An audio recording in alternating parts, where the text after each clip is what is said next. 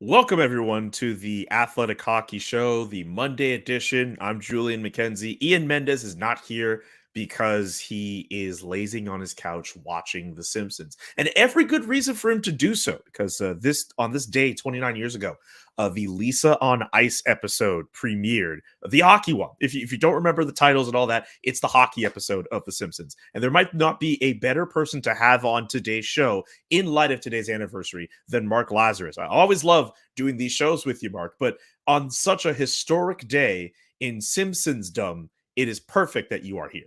Ah, Mr. Honey Bunny! I love the fact you were able to do all these quotes from The Simpsons. Like, I love The Simpsons. Look. It's a great show. It's a brilliant show. The best episode of this. I know you got to get to the rundown and everything, but this is more important. Yes. The best episode of The Simpsons is Last Exit to Springfield, the Union episode, the strike episode. It might be the best 22 minutes in TV history. It's that tight. It's that funny. The funniest episode of The Simpsons by far is Lisa on Ice.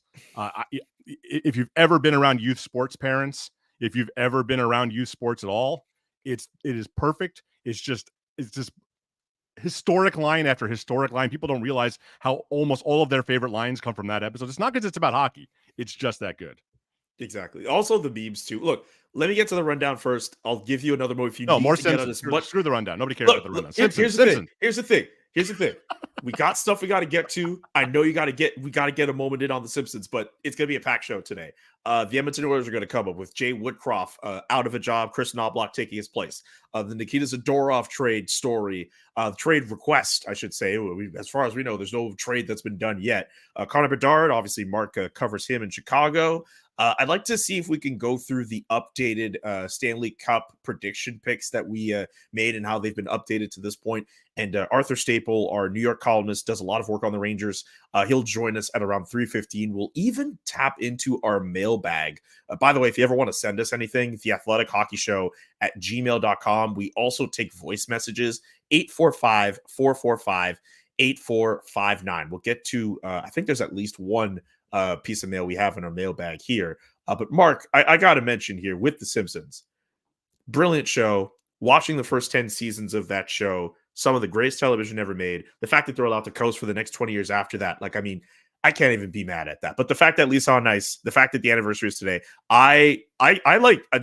since I saw that was done, or at least that was out there, I tried to watch some of the episode before I made it home after practice today. It's and just playing in a perpetual loop in my head. I don't even need to watch. Because I knew you were going to quote from it. And I just felt damn, I wish I could just find a way to catch up to you in quotes. Your Simpsons fandom, I have to admit it. It's unmatched for me right now. Well, you got to think you're the same age as that episode. You're 29 years old, so you were 7 months old when that episode came out. I was 14. I just turned 14. Oh my God. The golden years of The Simpsons were I was the perfect age for them, right? I was 12, 13, 14, 15, 16 during those glory years. Where just every episode was just banger after banger after banger, and they all still hold up. And it's like everyone my age, we don't speak English, we just speak in Simpsons references. That's all we do. You know how Twitter has become that, where it's just memes, you do GIFs. We were doing that before Twitter existed. Since I was 15 years old, I have only spoken in meme. It's just been all Simpsons and Futurama quotes. So do you when your friends fail at attempts, do you bake them a cake that says at least you tried? Or at least I say it at the very least. every single time my wife, she loves this, by the way. Every single time my wife screws something up or burns a piece of toast, I go, "Way to breathe, no breath." My favorite line ever is Jimbo Jones in the Sell Your Soul episode. Bart sells his soul. It's such a stupid line. It's the greatest line I've ever heard. Way to breathe, no breath. I must say that 30 times a day.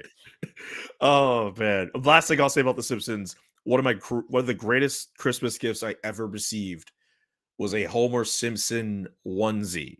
I think I wore that at an outdoor like festival like 2 months before the pandemic. I had finished like my TV job. I finished the shift and Wait, this was as an adult you had a onesie?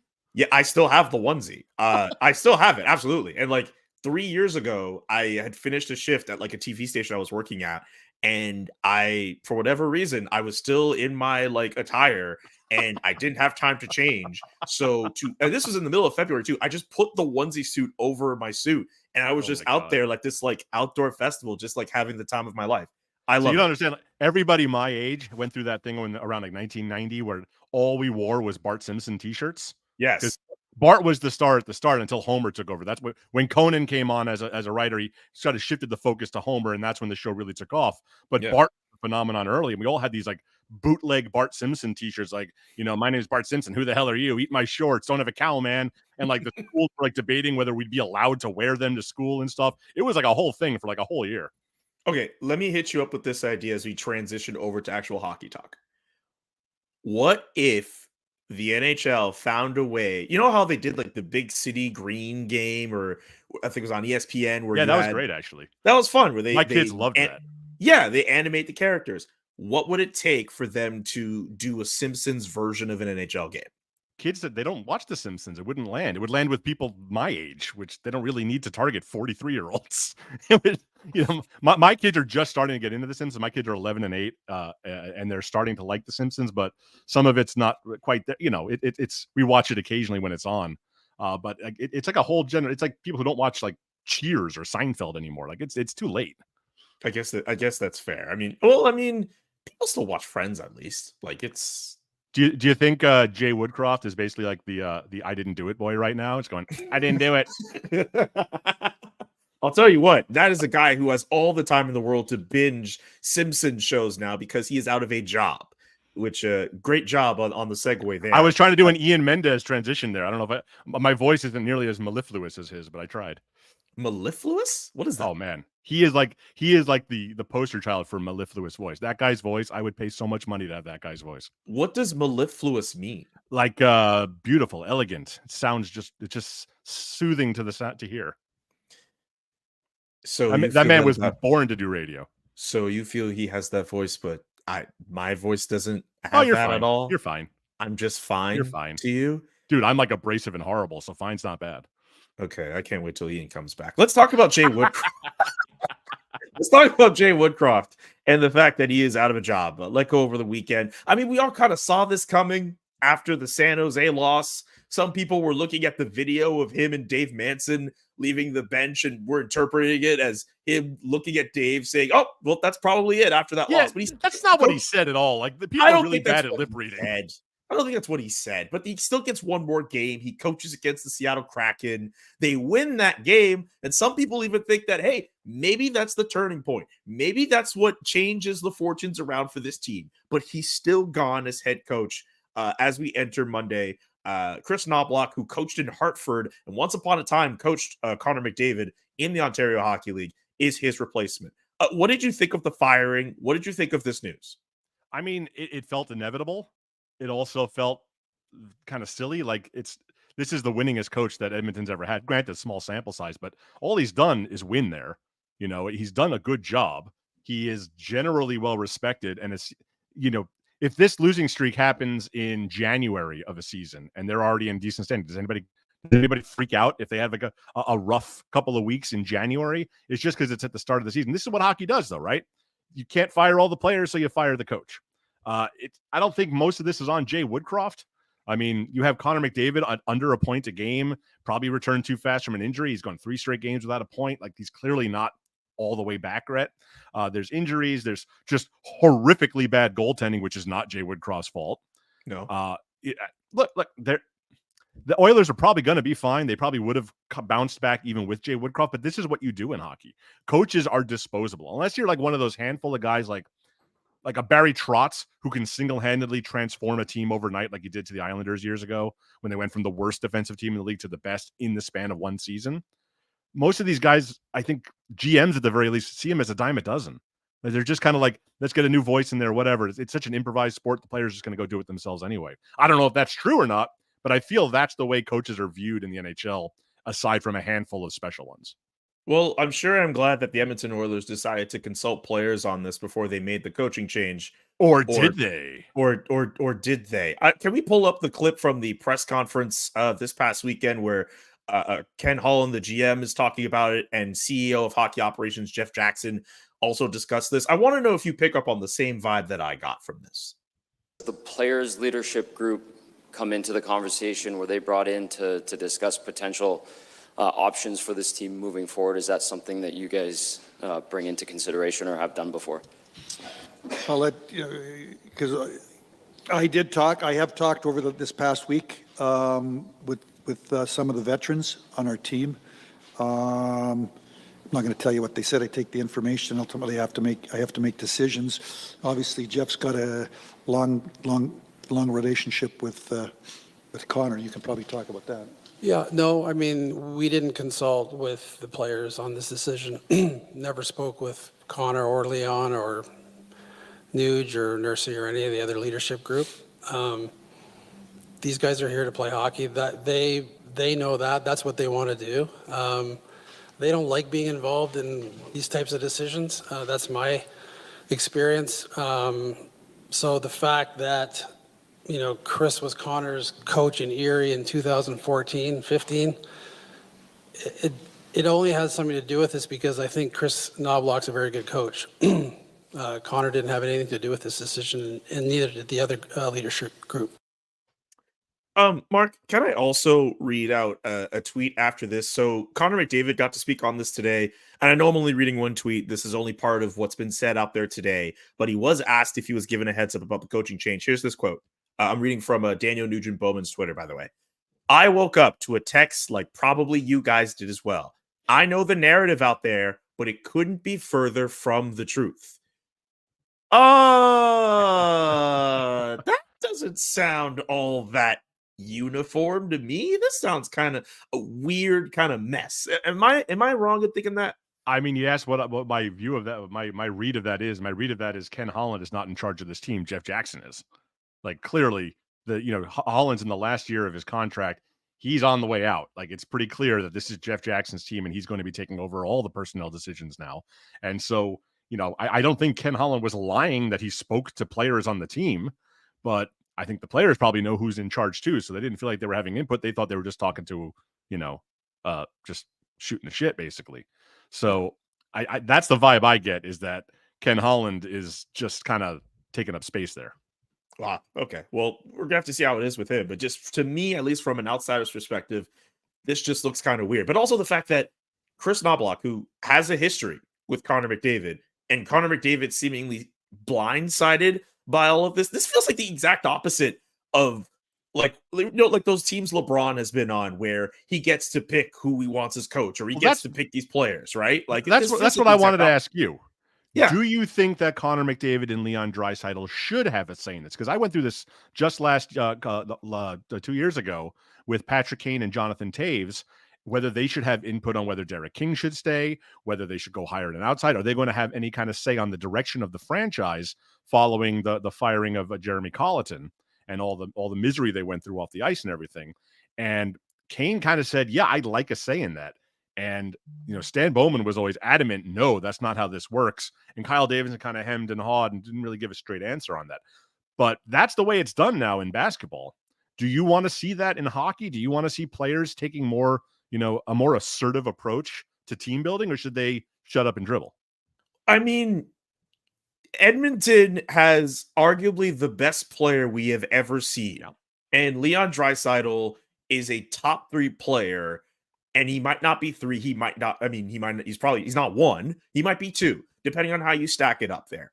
And while I understand that teams are not made by just 2 players, those 2 are integral parts to that team. So why shouldn't they have some kind of say as to how the team should be run? I can understand you don't want them to be in a position where we're calling McDavid McGM or Le GM for Leon. I can like the GM and the president of hockey operations, the people in the front office, they still have jobs to do. They still have to do what's right for a team. But you're making all that money, you have all that power in the NHL, and you can't have a say in your own front office. Like, I don't even think it like to say it's just, oh, it should just be like basketball. Like that should just be a thing that high level athletes who have some kind of sway and influence on a team should have. Like if it works, it works. If it doesn't work, it doesn't work. But I think Connor McDavid should have every right to know. Look, it's one thing for Connor Brown or Zach Hyman or Darnell Nurse to be blindsided by this news. For Connor McDavid to be blindsided about this news, especially for a guy who he knows, that to me, I'm a bit surprised about. Like he should have some kind of say. And maybe and also too, it seems as if like, you know, he went to the defense of Jay Woodcroft as well, saying he didn't lose the room. Like maybe if they consulted him on this, maybe Jay Woodcroft still has a job. I don't know how you don't consult these players on this. Well, I'm with you there. I think that, you know, especially with, you know, McDavid's got 2 years left on his contract. Draisaitl's in the last year of his contract. You want these guys to He'll be enter happy. the last year of his contract next summer. Right. Sorry. Yeah. So you want these guys to be happy. You want them. So look, you don't go to them and say, hey, should I fire the coach? Who do you want to be the coach? But you seek their input. You go up to them and you say, what's the vibe right now in that room? Be honest with me. What's the read on Woodcroft now? Is he the guy? You know, are there concerns? You know, you get their input and it helps you inform a decision. That's how it's supposed to work. You know, those guys have earned the right to have a say in this. Also, they hold the fate of your franchise in their hands, whether they want to stay long-term or not. So you want them to at least feel like they're respected and appreciated and involved. To blindside Connor McDavid, if he really was blindsided, and why would he lie about that? That's not a good way to start. That's not a good step in the process to take in the relationship between team and player. And frankly, you know, Connor McDavid is a hell of a lot more important than Jeff Jackson is or Ken Holland is. 1,000 guys can do their job. Nobody can do Connor McDavid's job. So you have to at least solicit his input, even if you don't want to give him, obviously, the GM job. You got to get his input. You got to get a feel for what's going on in that room, because as a GM, you don't know it. You're not in there every day. Only the players can tell you that. And McDavid's reached a point in his career where he could probably be honest and speak his truth, and he should be heard. I think it's cap that Jeff Jackson says that players don't like being in those types of decisions. They desperately want to be in those decisions. Like, come on. Doesn't it also make this worse that, you know, this isn't just some random, I mean, not that front office people are just random, but Jeff Jackson and Connor McDavid have a history together. That was his agent. Doesn't this make this worse that he's the one who's ultimately making that decision, or at least part of that decision, and blindsides his own former client? Doesn't that make this worse? It doesn't help, but I think that, you know, I always think about this was a few years earlier when the Blackhawks first tried to do a rebuild. They kind of they let Corey Crawford walk. Jonathan Toews was furious about it. And I asked Patrick Kane, he said, I'd like to be involved in these discussions. The guy had been here for 13, 14 years. He's the biggest star in the history of the franchise. He wanted to have a say in the direction of the team, at least be heard, express his concerns and his thoughts and be heard. And Stan Bowman, he basically said, shut up and dribble to him. He said, players play, managers manage. And that's a very archaic way of thinking. That's some like 1960s shit.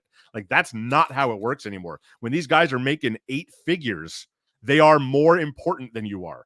They are more valuable than you are. They sell tickets, not you. They understand the room. You don't.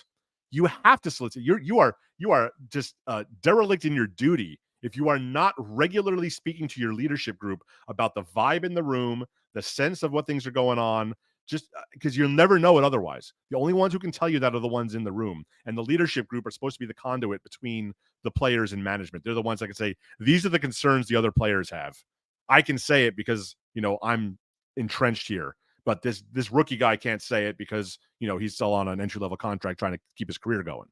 That's what they're supposed to do. Your leadership group, lead. And that involves speaking to management. Well said. One other thing before we move on here. Kris Knoblach, I've mentioned before, has the history with Connor McDavid, coaching him in Erie of the OHL. Question for you, Mark Lazerus. Trivia question for you, actually. Uh-oh. In the 3 years Connor McDavid was under Kris Knoblach, how many times did Connor McDavid lead the team in scoring?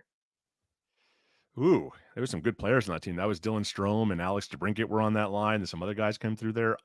Because you're asking me, it's obviously not 3. I'm just going to try to quiz the quizzer here, and I'm going to say 1. So you think that of all 3 years he was there, 2012 through to 2015, Connor McDavid was the leading scorer on the Erie Otters 1 time? I feel you wouldn't have asked me if it was 2 or 3. I guess that's fair. The answer is 0. Oh, there you go. All right. But to I your didn't go point, too hard. the year one he was there, 63 points. 66 points in 63 games. Connor Brown outscored him by Wow. 3 Well, that was points. he was like 14, right? He was exceptional status and all that. Yeah. Year two, Dane Fox and Connor Brown again outscoring Connor McDavid. And you mentioned Dylan Strome. Yes, he had more points than Connor McDavid that year. Alex DeBrincat not that far off on that. So year. does Connor McDavid suck? Is that what you're telling me? Whoa. Headline: Get the ticker going on the bottom of Get the the screen ticker on going. YouTube. Connor McDavid Julian sucks. McKenzie, Connor Bedard. No, McDavid sucks. Don't do Too many that. Connors. There's too many Connors. I can't keep There's track too of all these many Connors of them. There's too many of them, and you cover one of them. There it is. There it is. Before we, oh my God, no, I'm never gonna beat the allegations now. But also, people in Calgary may love me even more. I'm gonna screenshot this. Oh my God. There's gonna be mixed opinion on this. Let me change the narrative. You see, actually, to quote Connor McDavid out there, I know the narrative out there, but it couldn't be further from the truth when it comes to McDavid sucks. So tell me, Julian, was this start Jay Woodcroft's fault, or was it the goalie's fault? Is it PDO? It's the goalie's fault. Of course, it's the goalie's fault. And you fired Jay the goalie, so you did what you could do. You fired the goalie. Mark, this team could put Lisa Simpson in net, and they still would have sucked. No, I tried to do like she was she's really good. She was really Eye of the good in that tiger, episode. mouth of a teamster. To think I'm all the telling time we you. wasted on Jack Campbell. Oh no! He had a bad time in the AHL that first start back too. Anyway, let's get to Nikita Zadorov. That's another story that broke out from this past weekend. Plays a game against the Toronto Maple Leafs, blows up Tyler Bertuzzi with this big hit. His agent Daniel Milstein uses that hit as the opportunity to say, "Hey, get your tickets to the Nikita Zadorov show," and basically makes a complaint about his ice time on his behalf. And then it leads to a trade request. Chris Johnston and I came together on a co-byline about that. It looks like Toronto, he would be totally cool with a trade to Toronto. New Jersey and Vancouver have also been mentioned as possible destinations for the 28-year-old. If you have not done so already, Shayna Goldman and I wrote a trade destinations piece, which mentions a few other teams, including the one that Mark Lazerus is very familiar with. What do you think of, I mean, you only got to see him in the COVID bubble year, right? Like, what are your impressions of I wish I'd gotten to Zadorov? know him, because he seems like a really interesting guy. But even before all this, he would talk about the war in Ukraine and all this. Like, he's a thoughtful, interesting, very direct and straightforward guy. I would have liked to have gotten to know him. It's interesting that original tweet by his agent, by Milstein, he hashtagged these, get your tickets to see the Zadorov show, and then he hashtagged it Leafs Forever. I read that as trade him to the Leafs now. Wasn't that what he was going for there? Yeah, that's what it seemed like in that moment. It's one thing to ask for a trade. It's another thing to direct where he's supposed to go. Like, that's unusual, even by crazy agent standards. Also, just really interesting that Vancouver seems to be also in this as well. The very next team Toronto plays is Vancouver. It just felt like, hey, these teams that are going to be in Vancouver, like Toronto has to be in there. Screw it. We're putting Vancouver in this too. Like, this just feels kind of I just thought the way that was kind of done was just fascinating to see. And then to have Nikita Zadorov talk about it on Saturday night, and he didn't deny it. He said it's something that's being discussed. He couldn't tell us the whole picture, but look, Nikita Zadorov, pending UFA, 28 years old, still has some of his better years ahead of him. Left shot defenseman, could probably work out on a bottom pairing for a contending team for another type of team. Guy. Yeah, he has some decent skating too. Like, when he's at his best, like, he could skate. Like, I'm always surprised whenever he takes that chance up the ice with the puck and he makes those moves. Like, he could skate for a big man. Yeah, he was underwhelming his year in Chicago when I got to see him day in, day out. He did not have a good season. I mean, very few defensemen had good seasons under Jeremy Colleton there. The whole system was kind of a mess. But every time I see him in Calgary, I'm like, God, this guy's really good. Like, he can bring a lot to it. If he's not like a top pairing defenseman, if he's a depth defenseman with his size, his puck moving ability, he brings something that not a lot of defensemen in the game really bring today, where he can do. You have your guys who can hit, and you have your guys who can skate. He can kind of do both. Exactly. One thing with Nikita is that it seems, at least just in the little bit of time I've been able to just watch him, yes, he does mistakes. I mean, everyone makes mistakes. Oh, he was a turnover machine in Chicago. Yeah. My whole thing with him is that when he makes a mistake, it's not like a small thing where it's like, oh, wow, it's just kind of there, but like it's like a big mistake. Like even the other night against the Ottawa Senators, he's right behind his own net and he loses the puck, and that directly gets led to a third goal for the Ottawa Senators. That's the one thing I kind of I hesitate a little bit with his game. Yeah, that's why he's not a top guy, right? Because he's a little sloppy with the puck sometimes. He can get caught flat-footed. Happened a lot in Chicago where he have a horrible turnover in his own end and it goes right into the back of the net because he kind of, he sometimes attempts plays that maybe he's not skilled enough to make. Yeah. And sometimes he just makes bad decisions out there. That's why he's not a top guy, but he brings something. He could add something to a lot of teams that are looking to get a little harder to play against. He has a presence out there that, in this age of smaller puck moving defensemen, a lot of teams crave.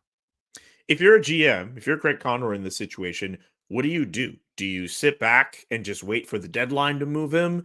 Or do you feel that pressure and think, hey, this might be that start to the retool that this team probably needs? Let's see if we can make some kind of deal relatively soon. Who knows if it becomes a situation that gets more unsettling or whatnot.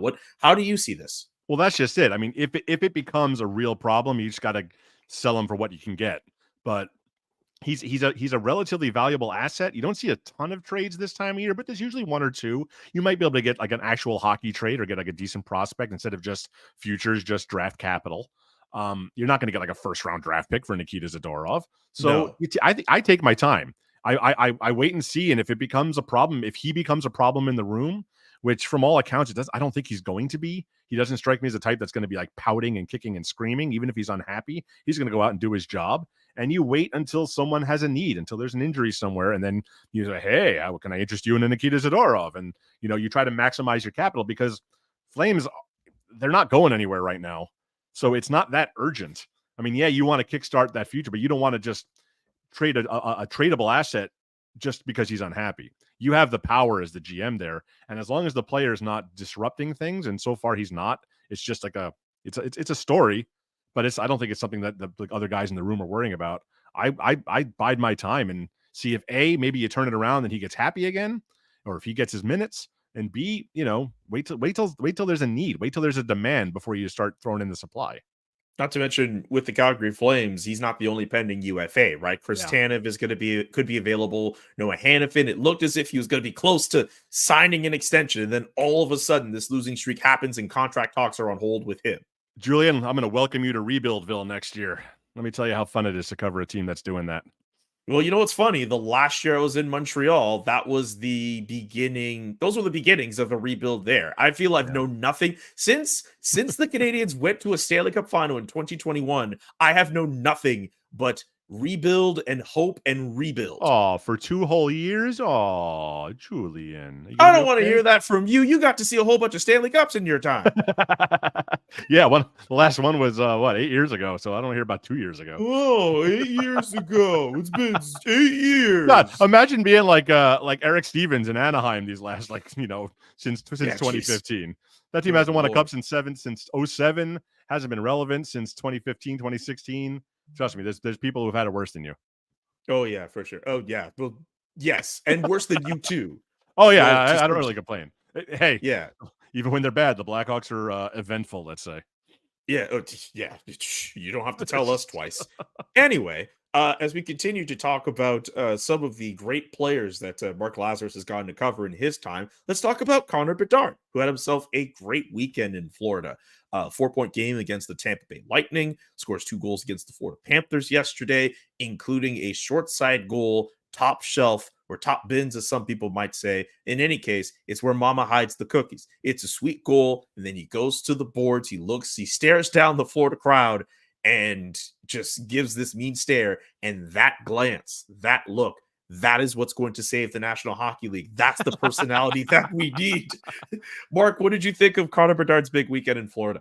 It was awfully impressive. I mean, he's been really good since jump. He had like maybe one bad game in Denver where everyone just crapped the bed on the Blackhawks, but he has been creating all these chances.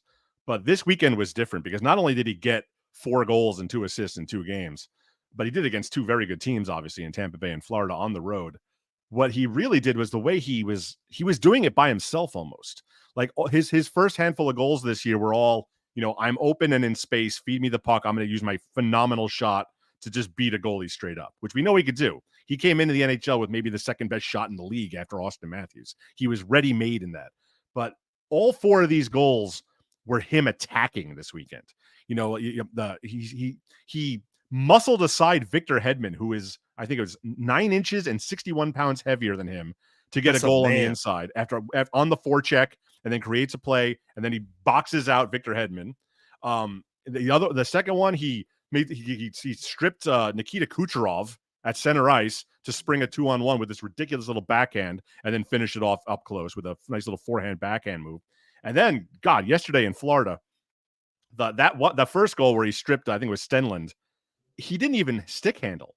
He lifted Stenlund's stick, who's another big dude, 6'4" dude, lifted his stick, kicked the puck to get control of it, and then one-timed it off his foot into like a ridiculous angle from along the goal line over Bobrovsky's head.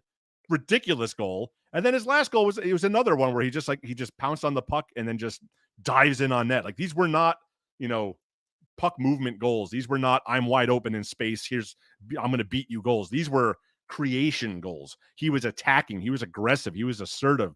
He was just completely taking over. And that look he gave the fans in Florida, that's his attitude, man. Like, it's not, I mean, I guess it's cocky, if you want to call it cocky, but what's wrong with that? He knows how good he is. Like, when I've been covering him for 6-7 weeks now. And whenever you ask him something and you even hint at the fact that he might be struggling at something, he comes at you. Like, he's like, no, that's not true. I early on in the season, we were in Denver. And before that game, I said, are you shooting from too far out? You're shooting from twice as far. I was looking at the numbers. You're shooting from twice as far out as Austin Matthews is. And that's why he's got all these goals. And he looks at me and goes, I've got a pretty good shot. Like, this kid knows how good he is. I think it's great. Like, the NHL could use it. Like, he's not being a dick about it. He's just confident. He believes in himself. He's an 18-year-old who knows he's already one of the best players in the world. How cool is that? But Mark, I mean, he's making it all about himself with that God. celebration. He's being cocky. He's being too over the top. What is this? We can't have our future superstar do that. Look, stop reading the comment section from my column and listen to me. Yeah, he scored a goal the other last week, and he did the Patrick Kane celebration. Went down on one knee, and it was like shaking his fist. Like, this kid's having a blast out there. What's so bad about that? Like, he kind of like, this was the weekend where he became fully formed as an NHL player, and he knows it, and it probably feels awesome. Good for him. It's not like he was flipping off the fans. He was staring them down. Like, what? What are you going to do about it? It's great. That must be so cool to have the ability of an incredible just athlete in any sport, and to score and to look at a crowd, and especially if it's a visiting crowd, be like, what now? You stretch out your arms and you look up at everyone. You're like, what now? What are you going to do? You can't do anything about it. Like, look, I would kill to have that moment. Even if you're playing pickup basketball, it's always more fun to not celebrate than celebrate. When you hit like a badass shot and you just walk away and you just stare at them, that's always more satisfying than like pumping your fist and high-fiving and chest bumping. No, you just like nothing. Oh, I just sank an 80-foot putt, drop the putter and leave. That's the way to do it. I did that this summer. I scored a goal, and then I just walked off, and just other people coming at me trying to celebrate. I'm just walking. I was just like, this is the most badass I've ever felt in my life. It's crazy. When Matthew Tkachuk in the playoffs last year, he kept scoring walk-offs and just ran off the ice. He went straight down the tunnel. That's the best. Who doesn't love that? I don't know, man. Look, we need to change the way that we view celebrations in this league. And I think that goes down to players, that goes down to fans. Like, let these guys celebrate. Let them do their thing. And for a guy like Connor Bedard, go ahead. No, what Cricket, a commenter just said on the YouTube feed, love seeing the cockiness. He's humble off ice all the time, so let him be that way on the ice. Exactly. He says, when we interview him, he's calm, he's humble, he's playing it down, not that big a deal. But when he's on the ice, that's when he's got to be superhuman. That's when you have to believe. You have to be cocky. You have to be arrogant. You have to be defiant. He's humble and calm and polite and nice all the time off the ice, saying all the right things. But when he's out there in the heat of battle, let him be an asshole. It's more fun that way. I also like your point about about this past stretch of games. This is where he truly gets to realize being this not fully formed. He still has years ahead of him. But in terms of being a hockey player, in terms of being this top level player, I don't even think it's a dare to say it. He's elite. Connor Bedard is an elite player, and it's only taken him a matter of weeks for him to get his footing in and be the face of this team. Like, that is super special to watch. Well, it's funny because, a bunch of, the Blackhawks, Tyler Johnson said this and Luke Richardson said this, like, he's starting to figure out the league. It's been a month. You're not supposed to figure, Arthur Staples coming on in a little bit. We're going to talk about Alexis Lafrenière. He did not figure out the league in a month. He's like in year 4 and he's just starting to figure out the league. That's how it's supposed to work. Jack Hughes is one of the greatest players in the world right now. He didn't figure it out in a month. Connor McDavid kind of figured it out in a month. Sidney Crosby figured it out in a month. Very few of these guys do this, though, where a month in, they can just take over a game like that. Oh, my God. Yeah, I'm looking for – I mean, every time we have you on the show, obviously because you cover the team, it feels like Connor Bedard's doing something cool. So I'm looking forward to that next – I'm looking forward to that next time we get to talk about something even more amazing. That's my dilemma, though, is like I wrote a column off yesterday's game kind of already joking about this, that what the hell else am I supposed to write about? Like I can't write about Lucas Reichel right now. I can't write about, the power play sucking or the penalty. It's Connor Bedard. It's only Connor Bedard. He is the dominant story, and he's going to be for so long now. Like, I used to joke about how many times did I write a Patrick Kane or a Jonathan Toews feature. At least I wasn't in on the ground floor on them. They were already superstars by the time I started covering this team in 2013. I mean, with Bedard, I'm already running out of things to say. Like, he's just there's just only so many superlatives you can throw out there. From I can't believe this is the YouTube username here. When the edibles kick in, how is Bedard doing off the ice? He is still a kid. He is. He's 18. I mean, he's a young 18 too. He just turned 18 like late in the summer. He's doing fine. He's got a lot of support around him, and there's veterans on the team, Corey Perry and Nick Foligno, really taking him under their wing. He's just kind of going about his business. He says he's starting to cook a little bit, like he's starting to learn how to cook, and he's having a little more fun with that. He just had the mom's trip, so he got to have his mom back for a little while there. He lives in the same building as Luke Richardson, so I'm sure when he needs help, he can get it. He's doing fine. He just lives the guy. Kyle Davidson used the term, he's obsessed with greatness when they drafted him. And you can see that he doesn't do anything other than hockey. Nick Foligno says he doesn't play video games. How many 18-year-olds do you know that don't play video games that can afford them? And trust me, he can afford them. Mm-hmm. He's on the ice for an hour after every practice, just working on his shot, just screwing around. This is all he wants to do. Like the grind of the NHL. I wrote about this a couple of weeks ago, and I finally got a chance to talk to him one-on-one for a little bit. It's not going to bother him. He lives this. He wants this. This is all he wants to do. He is singularly minded the way that all the great players are. And, it doesn't matter what happens off the ice because all he's thinking about is on the ice. And then I wonder what it would be like trying to go up to Connor Bedard and be like, hey, what TV shows do you watch? I mean, already he's young enough. He's not going to get any like Simpsons reference, but like, especially in his case, because he's so focused on being this super dominant hockey player. There's no way in hell he knows anything about the Lisa on Ice episode. It's just all hockey. I picture him on the ice going, okay, goalie, I'm just going to hold the puck like this. And if that puck happens to go past you, it's your own fault. There's nothing you can do to stop him when he's got a shot like that. It's just happening. We're getting all the Simpsons references we can make. I'm trying. There's one other thing I want to get to before we get to Arthur Staple, who will be on in a couple minutes with us to discuss the New York Rangers. We at The Athletic put together a NHL season predictions post, and already we have a 2.0 version of it. Revised picks for Stanley Cup, playoff field, awards, and more. There's a few changes. I'd like to go through some of them if you don't mind. One of them is hilarious. See if we can find that hilarious one. I have a pretty good guess as to what it is. In terms of who will win the Stanley Cup, that has seen some noticeable changes. The Dallas Stars, 33% of us in the preseason said that they would be the winner of the Stanley Cup. That's kind of gone down to 30. I'm stunned about this next thing. Do you know how many people? Yeah. Vegas, nobody among us. I don't know how. Nobody among us in preseason picked them to win the Stanley Cup. They are now tied in terms of percentages among us here at The Athletic. Best likely to win the Stanley Cup. 30% of us think that they could win it, tied with the Dallas Stars. Carolina, Colorado coming up after that. The Edmonton Oilers, 24% of us here at The Athletic thought that they would win the Stanley Cup. That number has now dwindled down to 0. I had Dallas at the start. I have Dallas now. Unlike most of my colleagues, I have the courage of my convictions. Also, I was right. Fine. Fine, you can go with that. I Zero. will say that Not that's one of us crazy. the defending Stanley Cup champions who brought like the entire team back with like, almost no changeover whatsoever. Not a single one of them, a single one of us, the alleged experts, picked them to win the cup this year. Which I think is amazing. And I've made this point, and I'm going to say it again. Like, literally from when the confetti was still falling on them, we were already seeing predictions for next year. And at least from the betting lines perspective, we were already picking them as like sixth best odds. Like, Colorado is supposed to be the betting favorite. Colorado, that amazed me. Dallas, Carolina, maybe the Rangers. Man, Nobody was talking about Vegas. We were sleeping on the Vegas Golden Knights, man. Who will be the runners-up? The New York Rangers. Again, we'll get to them in a few minutes. Only 3% of us said that they would be the runner-up. That number has now shot up to 40%.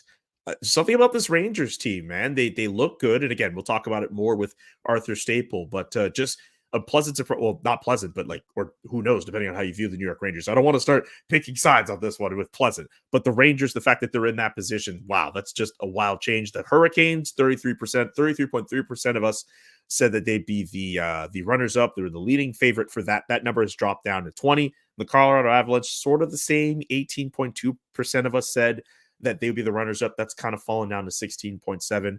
The Devils are on this list as well. The Bruins, no one thought that they would be a runner-up in the Stanley Cup final in the preseason.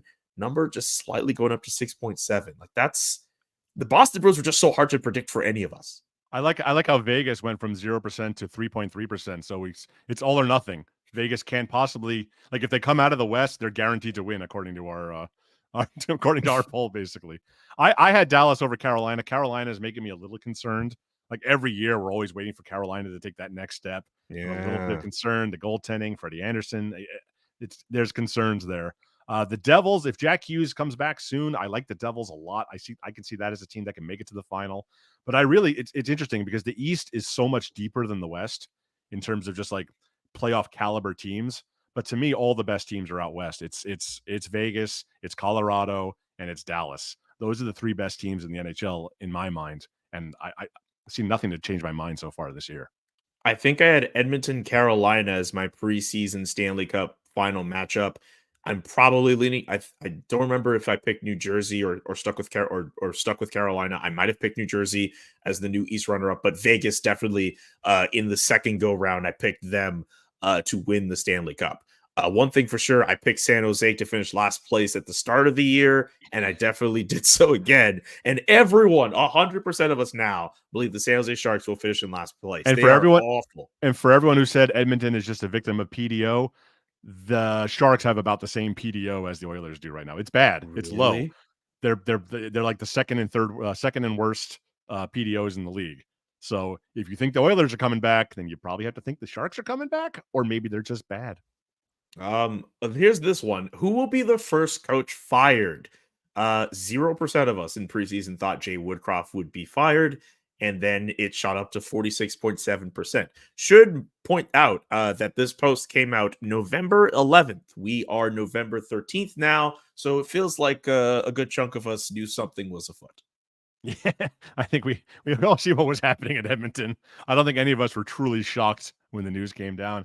Poor DJ Smith, man. We've been getting you get those emails from like the Bovada people all the time saying, here's the latest odds. And for like the first coach to be fired, it's been DJ Smith for like however long he's been in Ottawa, like years now. He's always number one on the next coach to be fired list. That poor guy.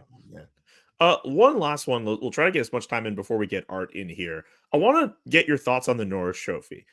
Because Cale Makar seemed like the overwhelming favorite among all of us in preseason. Nobody voted for Quinn Hughes as a possibility for the Norris Trophy. And now it's much closer between those two. In fact, in our second go round, the only two defensemen who got votes for the Norris Trophy among all of us at the Athletic are Cale Makar and Quinn Hughes. Right now, really early on, who do you think between those two should win? It's Quinn Hughes right now. Like right now, he's the best player on one of the surprisingly best teams in the league.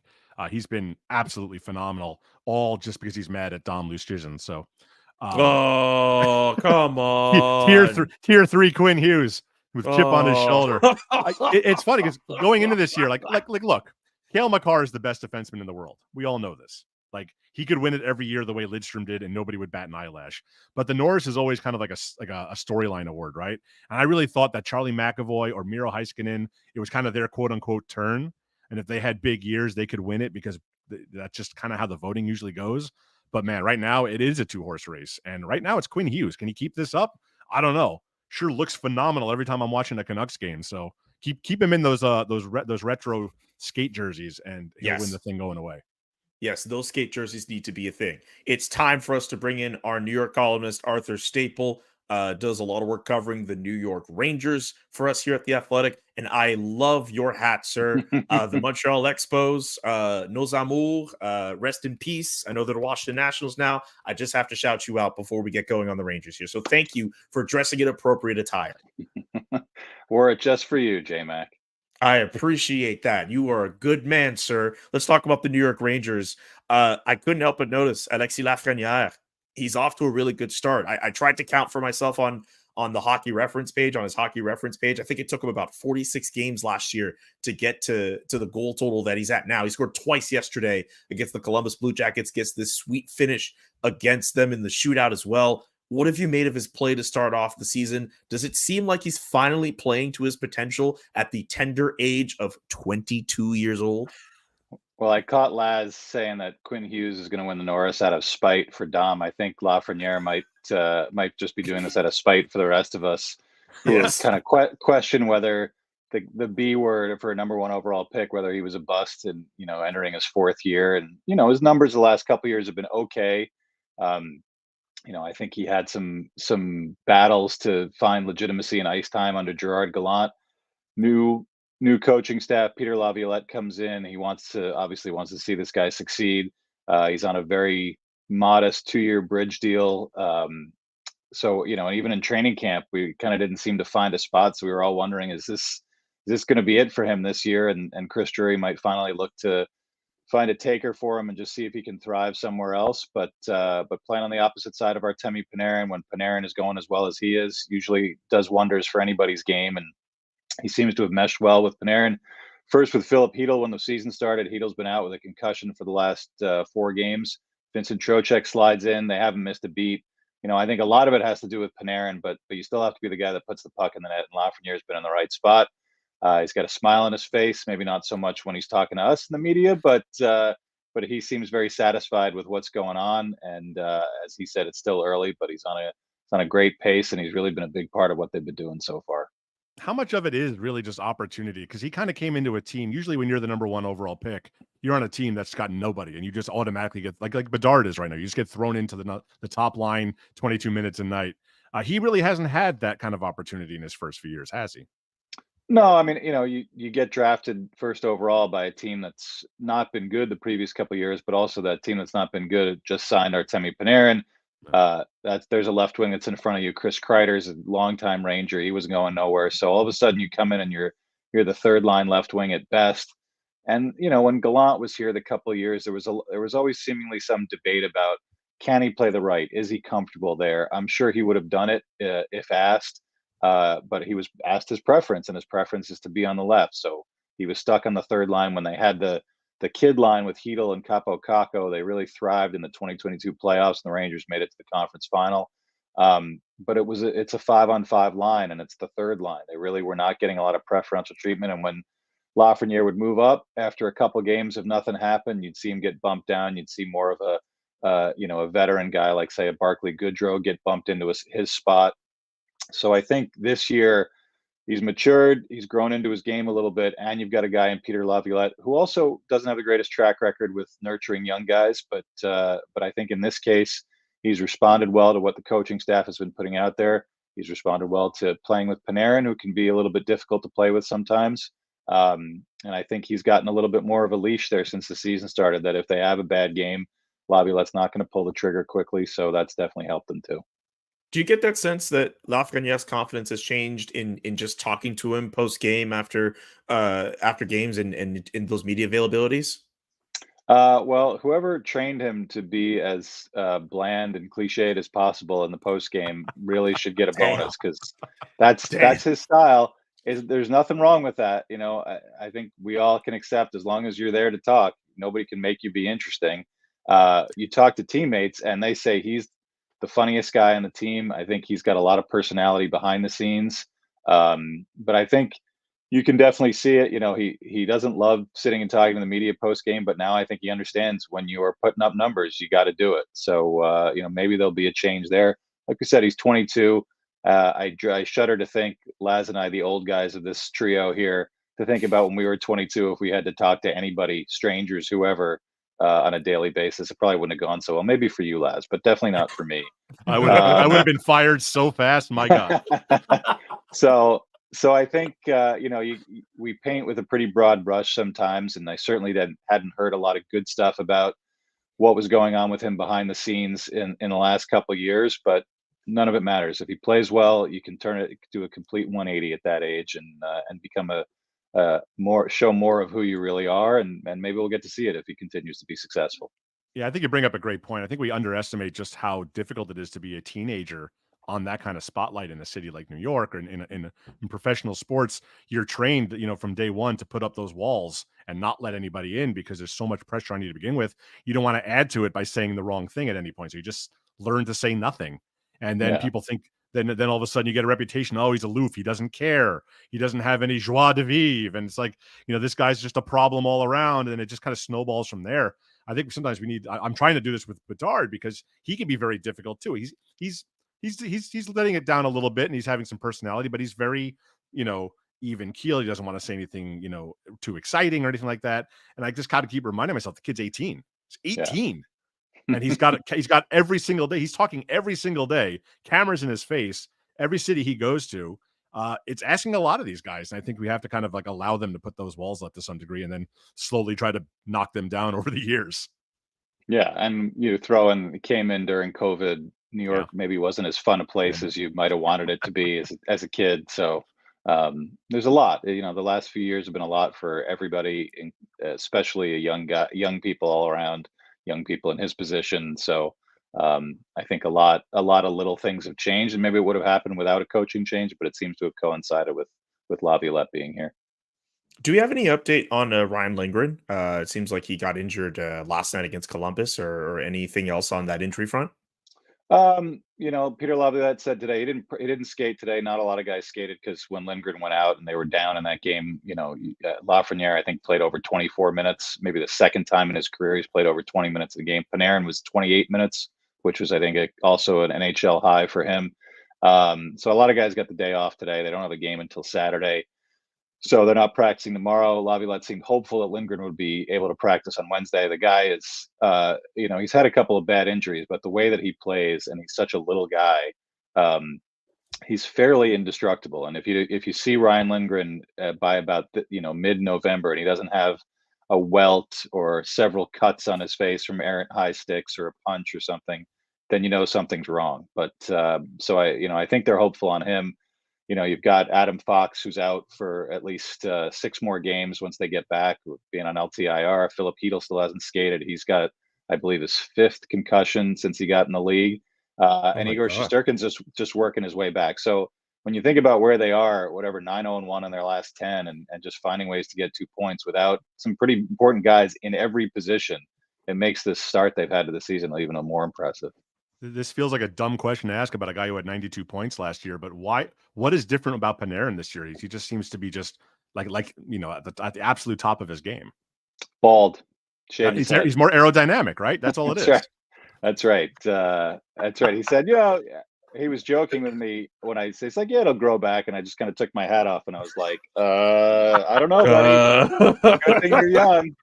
But yeah, he just, I think coaching changes helped him a lot in subtle ways. He and Gallant didn't always see eye to eye. I think Gallant obviously appreciates the skill that Artemi Panarin brings, but I think wanted a little bit more of an edge in the playoffs, and it got in Panarin's head. He didn't have a great run when the Rangers went to Game 6 of the conference final 2 years ago. He was good in that postseason, but not electric like he can be. And then last season, he was one of a few guys who was just awful against the Devils. And I think it really got in his head. I think the coaching change kind of let him take a breath and reset. And I think he would have done it anyway. He felt like he needs to be as dominant as he can be. And I think so far, he's being a little bit more north-south. He's shooting a lot more pucks, which I think has kind of backed teams off on him and given him a little more space to make those, 50-foot backhand saucer passes that Laz has seen all too well over the years. But yeah, he's on fire, and he's getting incredible support from Laviolette, who's been double shifting him a lot. Obviously, like I said, 28 minutes last night when they needed a goal, and lo and behold, they get it. It was his shot, and Lafrenière was the one who ended up tucking it in at the far post. So this is a guy, when he's on, is ridiculous. Even when he's not on, he's ridiculous. And now I feel like he's on another level. Maybe he's seeing what happens with McDavid in Edmonton. Maybe he's a guy who gets to one of those finalist spots for the Hart Trophy if he keeps this up. He's never gotten 100 points in his career, which is surprising to see because he's been a 90-point guy pretty much every year with the Rangers. So that would be a milestone to see that if he can keep this going and keep it going with a variety of line mates. I think last year playing with Trocheck, when Trocheck came in as a free agent, it just didn't work very well. They were kind of dissimilar. And now, and I think everybody can understand when Panarin is focused and doing a little bit of everything in his game, he's going to drag guys along and make them better. So it's been good for everyone. Here's another name that both you gentlemen are familiar with, Patrick Kane. Do you think the Rangers should take a flyer on him again after his séjour with them last season? Probably not. If you're asking me my opinion, I don't know what's really going to happen, but it seems like this team is okay depth-wise without him. He's Patrick Kane. If at full health, anybody could find room for him, but you saw what happened when he was not at full health and not even really close to it last year. Rangers kind of moved heaven and earth. They altered their roster. Ryan Lindgren got hurt. They were playing with 16, sometimes 15 guys for a stretch just to be cap compliant when they could make that trade.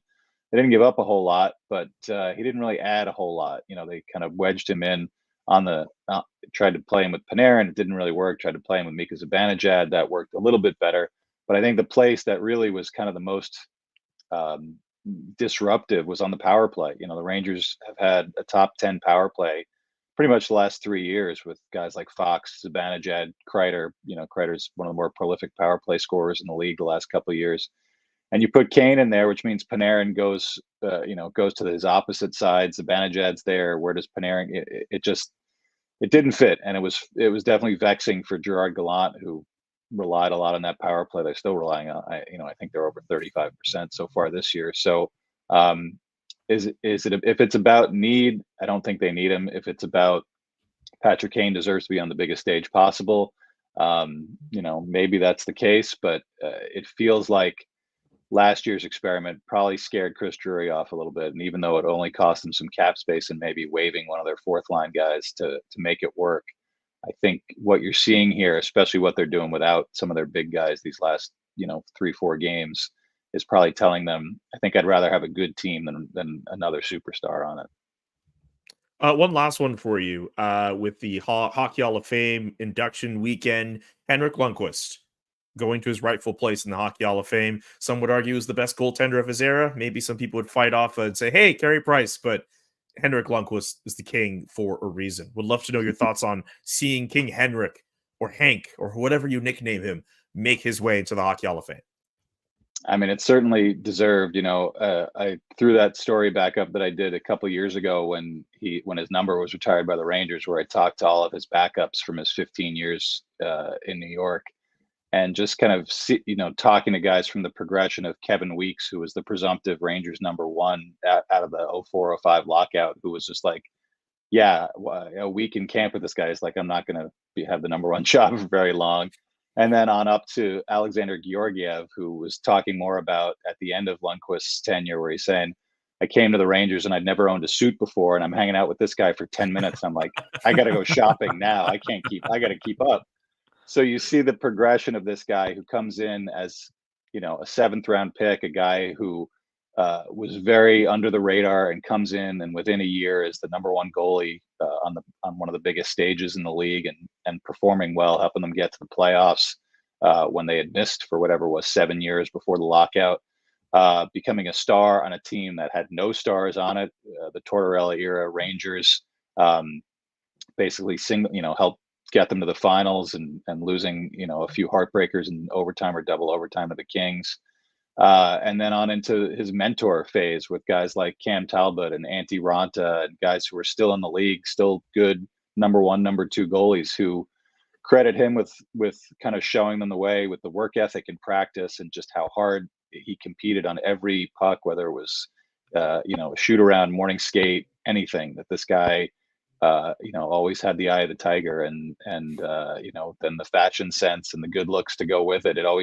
He always made things seem so easy, kind of the way he does on TV now, where he just seems so smooth, but it kind of masks how much work this guy has put in. And certainly, I think a lot of people look at the championships and say, if he'd won a Stanley Cup, this, that, but I think it's good to see that the Hall can recognize greatness, especially in an era of some of the greatest goalies to ever play the game. And this guy, not just as someone who won a bunch of games and was a star on Broadway in New York, but also an innovator. The Lundqvist loop. He's tying his pad under the skates, shaving down the goal stick so he could have 3 fingers on the grip instead of 1. Like a lot of kids out there who are playing net who are emulating Henrik Lundqvist, and I would imagine that's probably the highest honor he can be paid. That there's goalies out there not just saying, "I watched number 30 in red, white, and blue play, and that was awesome," but copying his style. And I'm sure we're going to get very soon some goalies either from Europe or here who are saying they're going to be drafted soon or get in the league soon. It's like, my idol's Henrik Lundqvist, make us all feel old, him most of all. But that's probably the most impressive thing that you can say about him, that he changed a lot of the ways that goalies prepare and equipment and things like that, and a huge influence, and obviously, the greatest goalie to ever play around here, that's for sure. That's well said. So I guess you're going to get his cologne too. Saw that on TNT. It looks pretty good. I'm not a big cologne guy, but I'll see what I can do for you, Julian. I don't want to smell like the man. I want to look like the man. Why not both? Get you a man who could do both. Arthur Staple, our New York columnist, does a lot of work covering the Rangers. Thank you so much for hanging out with us, man. All right, guys. Anytime. Thanks a lot. There he goes, Arthur Staple for The Athletic. We don't have that much time. I'll just quickly get to Mike from US Sweden, aka Minnesota, in our Athletic mailbag. Just wanted to, I guess, kind of vent to us real quick here. I was looking at the NHL Global Series because I was hoping to catch part of it on TV. It'd be so cool to see the crowd and hear how things might be a little different in Sweden. And then to see Swedish players playing in Sweden. Super special. But at least for us in the States, I see it's only on NHL Network. Okay, I can complain, but that doesn't get me anywhere. So let me ask, why does the NHL keep hosting a few games a year, including the rivalry series, on a channel that so few people have access to? This is an America thing. I don't know the answer to that question. I don't even get NHL. It's the only channel I'm ever on, and I don't get it because I have YouTube TV, and it's like the one channel I don't get is NHL Network. That's it's insane. Really dumb. I mean, I get these events are for the people in Sweden. They're for the European. The timing doesn't usually work out. They're not meant for American audiences because like watching a game it's indoors. It's not like it's at Lake Tahoe, so it's not like it's some TV spectacle. But it is. The NHL needs to do a better job of making sure games are at least all of them should be on ESPN Plus, right? If we're all paying for that, let us watch the games. Like it's infuriating when there are hockey games that I can't watch. Put it that way. I agree with that. And with that, that's going to do it for the Monday edition of the Athletic Hockey Show. Mark, thank you so much for tapping in for Ian while he, slacks off today, I guess. Competitive violence. That's why you're here. That's why he should be. In all seriousness, I believe he's going to Sweden for the Global Series. I believe the Senators are a part of that. That being said, tomorrow we'll be back, Mark and myself, plus Daniel Nugent-Bowman in Edmonton will join us. Mike Russo in Sweden. I think he's already in Sweden. He'll talk to us as well, and he'll have his conversation with Bill Guerin from the Minnesota Wild on our show. Wednesday, I won't be in. No Mark. It'll actually be Sean Gentili and Jesse Granger with Ian Mendez in Sweden. Thursday, Haley and Sean from North America, love how that's written up, and Max Boltman will be in Sweden, and then your prospect series on Friday with Max and Corey Promen. That's the rundown for this week in terms of podcast stuff, and that's going to do it for us again here on the Athletic Hockey Show. One last question for you, tomorrow. Julian. Oh, please go ahead. Do you have my teeth? No. Peace, guys. We'll be back tomorrow.